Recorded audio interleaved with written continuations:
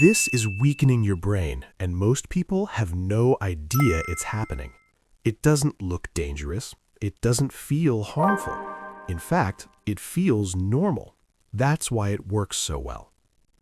Neuroscience confirms that one quiet behavior is slowly weakening your brain. Not overnight, not dramatically, but gradually.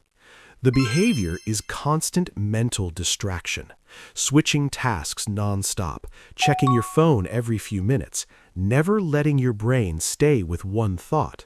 Your brain was not designed for this. Every time you interrupt your focus, your brain pays a cost. Neurons that fire together need time to wire together. Distraction breaks that process. Over time, your attention span shrinks.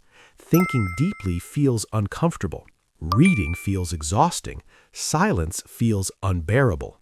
This isn't laziness. This is neural conditioning.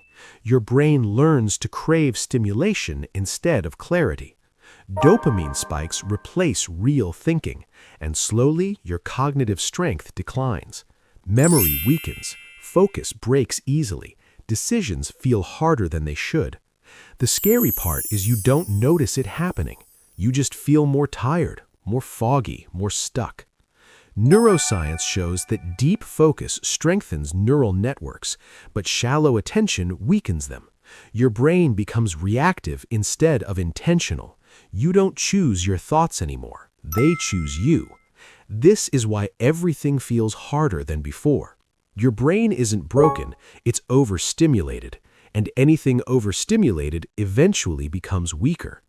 Strength doesn't come from more input, it comes from sustained attention, silence, depth, single task focus. That's how the brain gets strong again.